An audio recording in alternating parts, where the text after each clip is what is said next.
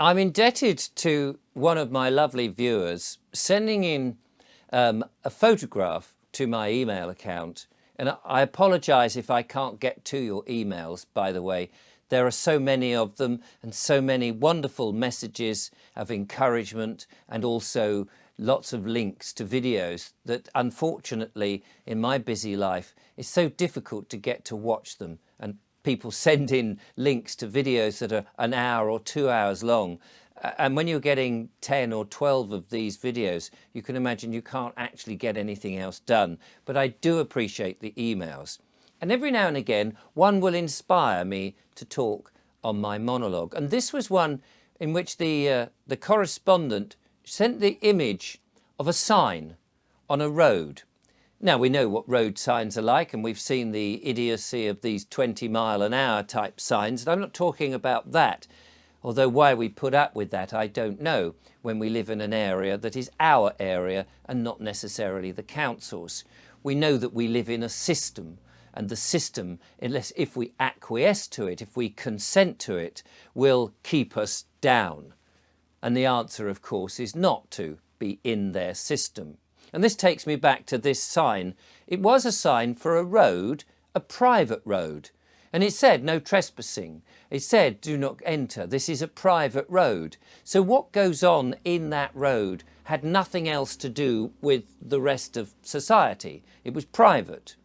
And it struck me, of course, that this is a great way to, as an example of what living in the private really means. We think of ourselves as living privately anyway, but actually the minute we go out, we're being surveilled. We go into the supermarket now and there's cameras everywhere looking at you, taking your DNA, your biometrics, your thumbprints. They're constantly watching you. You're made to feel as if you are a criminal. What is that camera? Why is that? There's another one over there. And of course, they say, oh, well, shoplifting is rife at the moment, so we have to have all of this. Although actually nobody's challenging the shoplifters. And it seems to me that the police have forgotten what their role is in society. They seem now to be more intent on collecting money rather than actually going around and keeping the peace, like the old constables used to do in the days of Dixon of Dock Green, for those people of a certain age in this area of the land that would have recognised that programme, where policing used to be something that we were proud of and keen to have. These days, they're like sharks driving around ready to pounce on you, and they're not your friend. And so this private road, it made me think, yes, those people in that road, okay, they may be rich and perhaps the road isn't part of the council. It is a road that's been specially made and houses put on it. But the signage, it's private.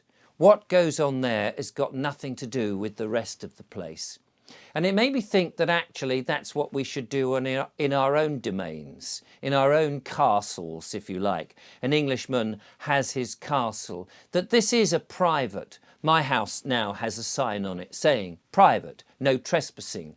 Why should somebody else from the system have anything to do with me? It doesn't. Now, there may be the question that we've all perhaps learning that actually when you buy a property, you're not even buying the land, it's freehold, and it still supposedly is owned by the Crown, and that in theory, that if all else fails, they can still repossess your home and take it away from you. But I would argue that that's not the case. Who gives the Crown the right to the land in the first place? As I've mentioned before, you know, just because you've got thugs with sticks and you invade a land like the Normans did, coming over and saying, well, actually, we'll have it and we'll make a record of it in the Doomsday Book and therefore we can prove that it's ours. That's no proof. The Creator, whatever that is, that created the earth, didn't say to man, this man can own more than this man. Of course not. Of course that didn't happen. So our little domain must remain private and outside of the system, somewhere where we can feel secure and safe and be able to defend our property, especially if you've spent, as many of us have, a long time paying back a bank that actually materialised the money that they lent to us out of thin air, that didn't even exist, and we've paid back not only 3 times the value of the property with interest, that we have paid back money that didn't even exist to begin with. In fact, we generated it the moment we signed the mortgage agreement, and we gave them the money and they gave it back to us and we paid it back with interest. Ridiculous scenario. So our little boxes that we live in, these little ticky-tacky boxes that we call our own, must remain private and have nothing more to do with the state, that they cannot come in, and we can shut the doors. And unless we give them permission, unless we consent and allow them, we give them jurisdiction, unless we do that, then we remain in private, no trespassing. And we should put those notices up.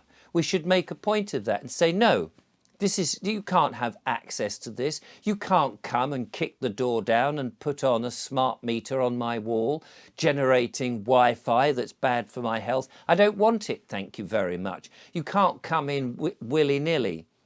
The key, of course, having told them at the threshold of your property, of the boundary of your property, that this is private and there is no trespassing, is then never to give away your name, this legal fiction name, the name that you appear in capitalisation on those bills. When somebody comes a knocking and says, oh, you haven't paid the bill, are you Mr. or Mrs. so-and-so, so-and-so?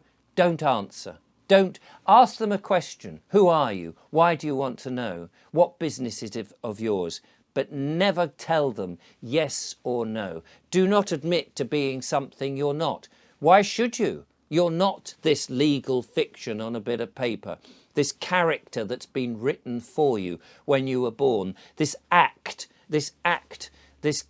fictional rubbish that you are supposed to be.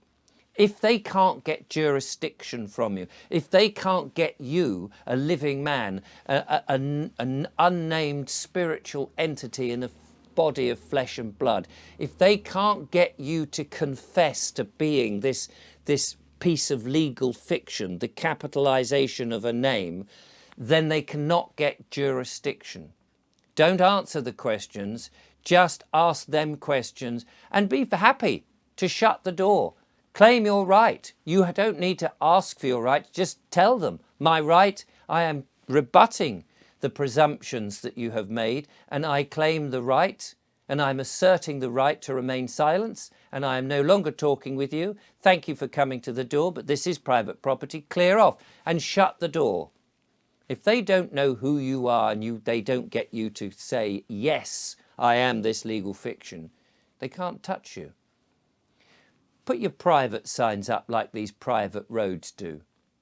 Thank you to the viewer who sent this on to me. We're all learning how to deal with the system that is there to corrupt us and to take our money and to take our energy. We don't want it, thank you very much. We don't need it. That system is withering on the vine, and we are slowly and surely understanding and getting the information, and slowly it will go. So keep watching the channel, for we will put more of these messages of how you can get rid of that system and finally be free once more.